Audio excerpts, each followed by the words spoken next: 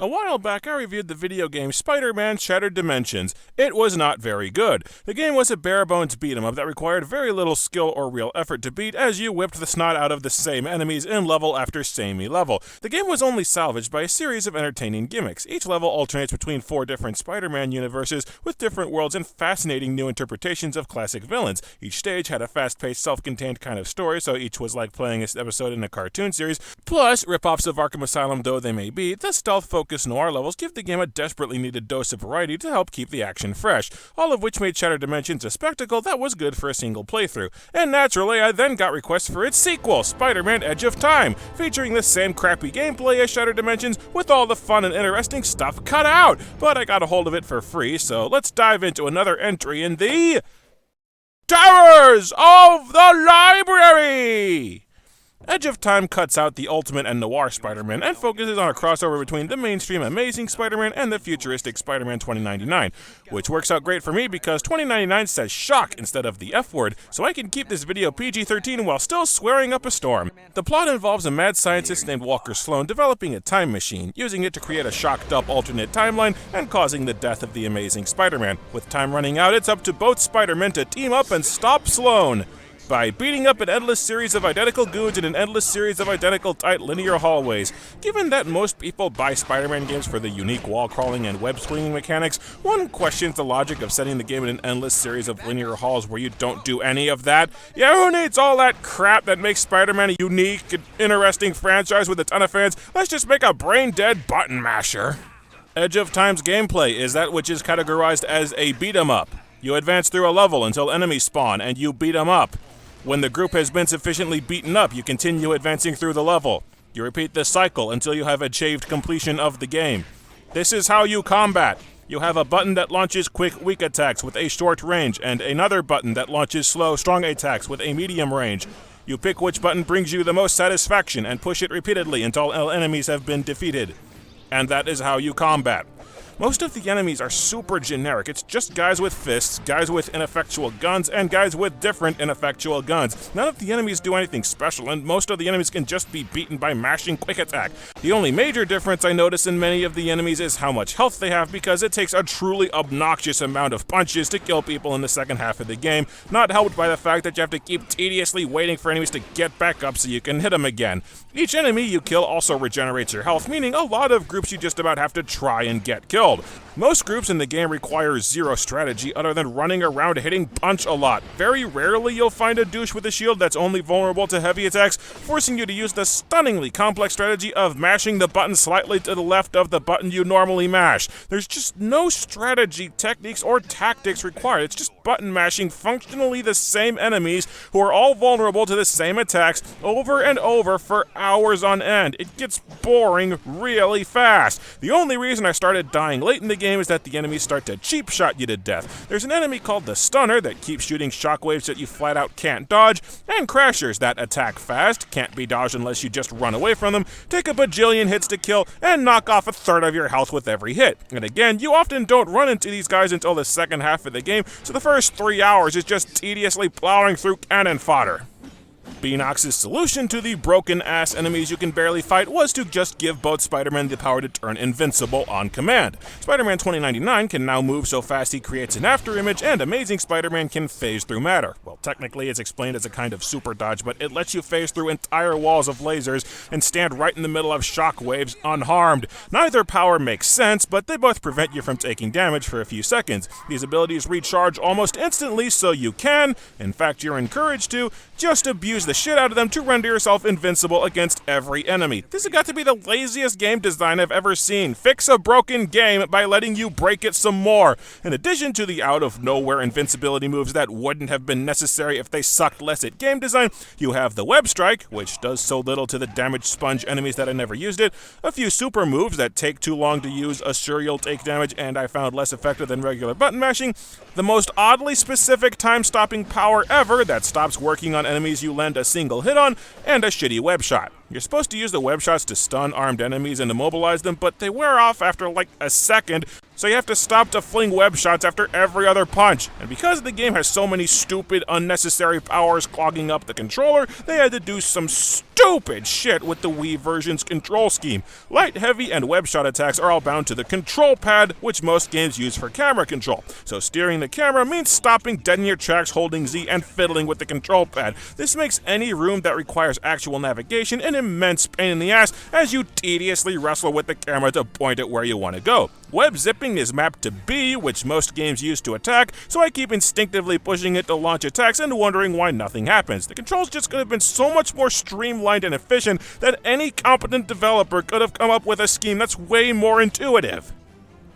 That's the game, honestly. It never evolves beyond the most generic button-mashing combat imaginable. There's no skill, there's no thought process, there's no effort. It's just you pushing 2 or 3 buttons repeatedly for 6 hours. The only tactics involved is popping invincibility every time one of the broken douchebags shows up. It got to the point I was glad when I ran into major glitches. Scripted events would fail to trigger and I'd be frozen in place. Enemies with keys would get stuck in walls and I wouldn't be able to progress. But shock! At least something interesting happened. The only respite you get from the dull combat is the rare free-falling sections of Spider-Man 2099. They control like ass, you move on a grid for no damn reason, which is on you to figure out, and the further you get it takes freaking precognition to avoid these obstacles. Entire walls materialize mere feet in front of you. Oh, that's just cheating! There are rare times where you have to web zip between perches to cross a room, but these rooms are few in number, and the abysmal camera controls suck the fun out of them. There's no variety, no release from the monotony, no interesting mechanics to distract you from the mind-numbing task of running through empty, endless rooms mashing punch for 6 hours. I honestly couldn't tell you a single thing that makes any given level unique from the others. They just all blend together into a featureless bog of monotony and tedium that bores you out of your shocking mind. But this is what everybody requesting a review for this game kept saying to me. Yeah, gameplay, who cares? The story is so good, it's mad legit, bro, you gotta check out this story. People didn't request this game because they thought it was bad. Fans were requesting this game because they claim Edge of Time has an amazing story that's apparently so good you don't even notice teeth-grindingly tedious and mind-numbingly repetitive gameplay that's effectively 1 or 2 fights being recycled a million times. So fine. I'll set aside the hideous gameplay that, even for cheap-ass licensed games, is shocking terrible. Let's dig into that story. The game begins with Walker Sloan, a mad scientist working for Alchemax, building a time machine and using it to travel to the 70s and found Alchemax years before its original inception with him in charge. And if you don't know what Alchemax is, too bad, because this game is banking on everyone who plays it being a major Spider-Man fan, and it doesn't explain this shit. Miguel O'Hara, the Spider-Man of 2099, tries to stop Sloan, but the time machine just spits him back out after showing him the regular Spider-Man dying in a fight with Antivenom. And you might as well look up who Antivenom is on Wikipedia like I did, because the game doesn't explain him. Even for Spidey fans, this is obscure because Antivenom was only introduced in the comics briefly before this game came out. So the game is banking not only on players being Spider-Man comics fans, but being up-to-date Spider-Man comics fans. In the new dystopian timeline, Peter now works at Alchemax instead of the Daily Bugle, which could have been a cool twist if it changed literally a single thing about him. He's still with Mary Jane, he has the exact same personality, hell, he recognizes Miguel on sight and brings up shattered dimensions, so his entire history and character are still exactly the same. Way to waste a good Elseworlds premise.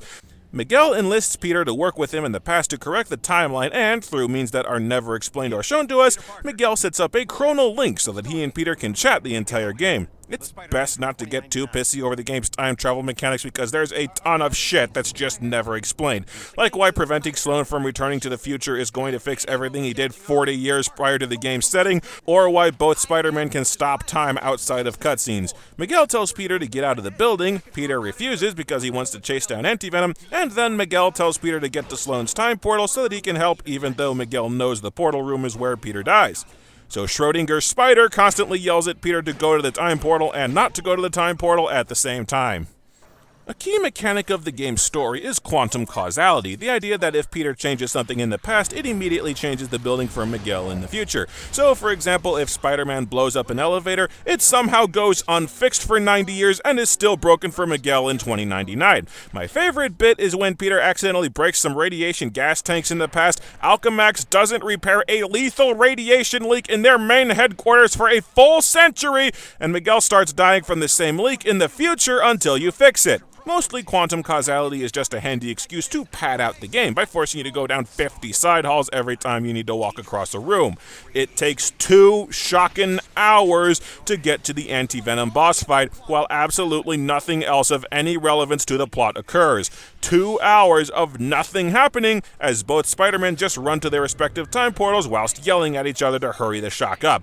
This is why you can't segregate shit gameplay with a good story, because the gameplay is so boring and tedious that 2 full hours of zero plot developments feels like blatant padding to fill out the game, and it pisses you off as you're effectively doing nothing for long stretches at a time. And yeah, it's gut-wrenching seeing Anti-Venom beat the tar out of Spider-Man and kill him slowly in a supposed-to-lose boss fight, and it's a huge fist bump awesome moment when 2099 swings in and whoops Anti-Venom's ass right after that. But it takes 2 hours of nothing happening to get here. Miguel takes Peter to the future to heal him up, and then knocks Anti-Venom, Sloane, and Dr. Octopus, who's just there for some reason, into the time portal. They combine into a huge symbiote tentacle hybrid monster called Atrocity! Sorry, Monster Rock is what they called it when the 2000 Spider-Man game did this exact same thing with Carnage. You then spend an hour, I shit you not, a solid hour of game time doing nothing but looking for parts and instructions to fix the time machine.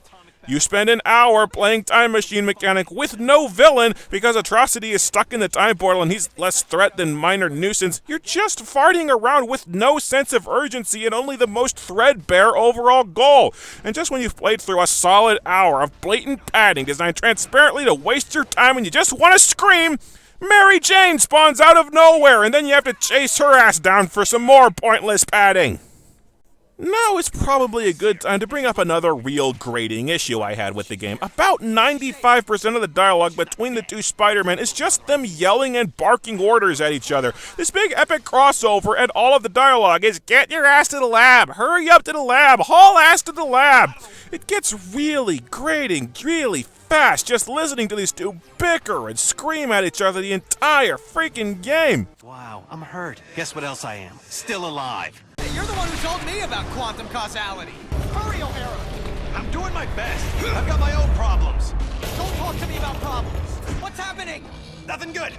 And when they aren't yelling at each other to hurry up to the next objective, they're arguing with each other about how Peter is risking the entire planet to chase down Anti-Venom, or Peter throwing a hissy fit for Miguel to abandon their quest to save the world to chase down Mary Jane. See, Peter refuses to risk a single life getting lost, even if it means they blow up the planet by being drawn away from the time machine for too long. I hope the universe doesn't end while I'm trying to save one person. The future depends on My future is meaningless without her. It doesn't occur to Peter that his entire timeline is going to be overwritten, and even if anybody dies, those deaths are going to be undone by the end of the game, an argument that Miguel never brings up while Peter's being a whiny douche. Peter constantly chews out Miguel, saying, if you abandon one single person, then you have no right to call yourself Spider-Man. He gives him this soapbox like 3 or 4 times. If you don't get that, then you don't get the first thing about being Spider-Man. O'Hara, if you don't get that I can't turn my back on danger, no matter what the cost, then you've got no business calling yourself Spider-Man. Then the second Peter wakes up in 2099, he decides he's going to stay in the future so he doesn't jeopardize any more of his friends. He makes this decision completely ignoring Miguel's warnings that history is going to get buggered if one of the planet's biggest superheroes vanishes without a trace. Someone's always trying to kill me, and there's always a chance of my loved ones being caught in the crossfire. If I stay here, no one I love will suffer or die because of me. What about all the good you've done? And will do? The people you'll inspire, including me. You're saying the lives of a billion strangers are more important than my loved ones? I'm not saying that. History says that. History doesn't have to wrestle with guilt. So Peter constantly pulls moral high ground and then quits the first out that he finds. Spider-Man never abandons people. A true Spider-Man abandons planets. It especially kills me because personal sacrifice for the greater good has always been Spider-Man's mantra, and it's jarring to see him just quit out of the blue minutes after admonishing another Spider-Man for not being proactive enough. This, combined with his endless whining, really makes Peter unlikable in his own game. The subplot is also completely pointless because Peter only brings up this maybe twice in the hour-long padding fest, and then he sees that Mary Jane died the second he left and he abandons his stupid plan. So he only decides to keep being Spider-Man because somebody that he personally cares about is in trouble. Our hero abandons his selfish plan for completely selfish reasons. So the game spins its wheels for 20 minutes while Miguel rescues Mary Jane. Can I? You'll have plenty of time to talk to him after all this is over. You'll have your whole lives together. Unless he does something stupid, like sell your marriage to the devil to save a 1,000-year-old woman who's about to die of natural causes anyway. But what are the odds of that happening? Again.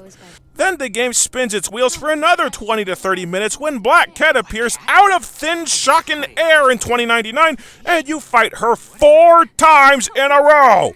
I'm not kidding. Black Cat comes out of nowhere to fill the 4-hour gap between the game's other 2 boss fights, I'm guessing. The fights suck because she just automatically nails you whenever you get in range, leaving no means of fighting her besides abusing the invincibility move, and she has zero relevance to the plot. All she does is establish that Alchemax has an anti-aging drug literally 2 minutes before said drug becomes a major plot point.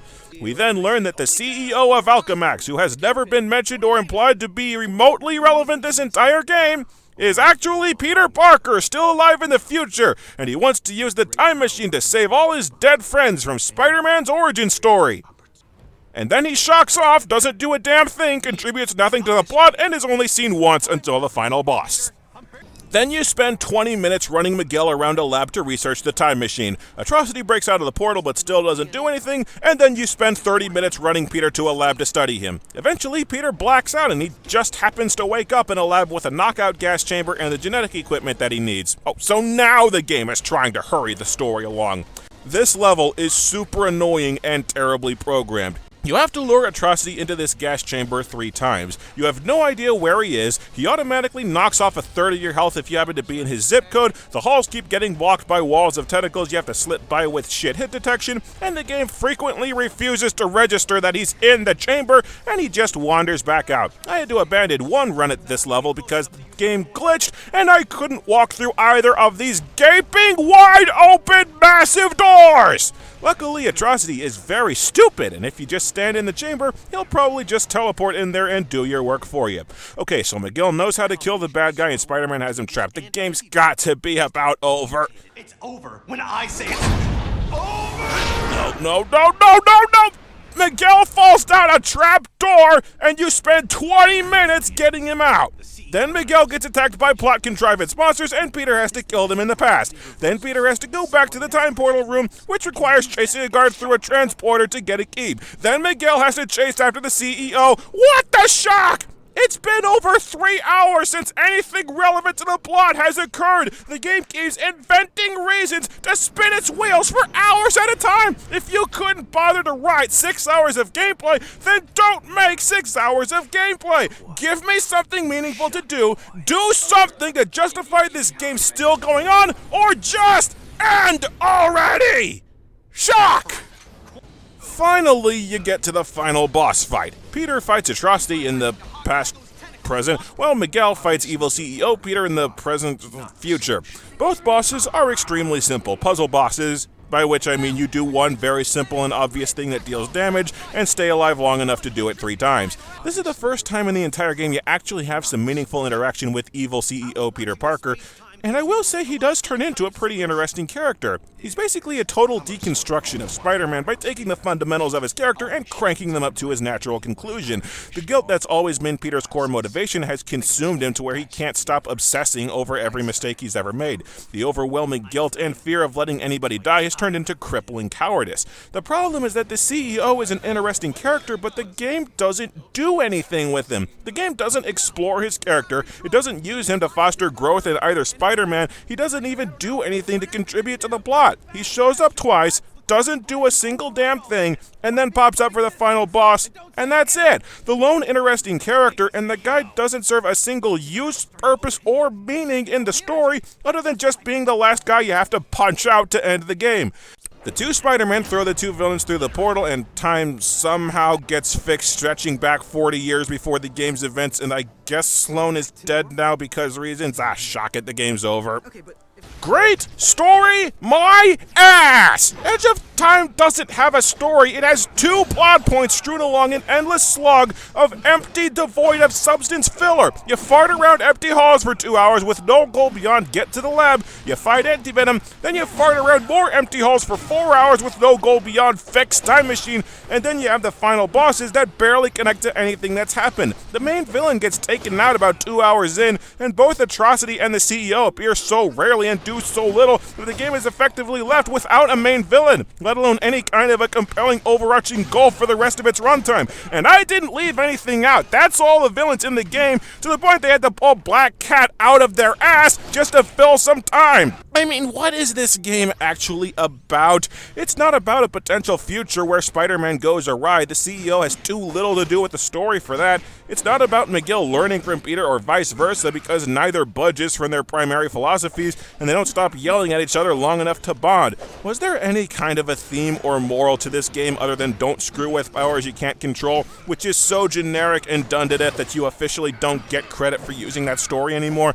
It's not even a good action story, since so little happens that there's rarely any urgency or compelling stakes. So what the hell does this underwritten tripe of a story actually about? I'll tell you, it's about farting out a cheap cash grab sequel with as little work put into it as possible. Watered down shit gameplay with zero new ideas, and a story that stretches an underutilized premise well past its breaking point. I'm glad somebody enjoyed it, but damn, it will forever baffle me how this game has so many fans. And I guess it's just best left at that.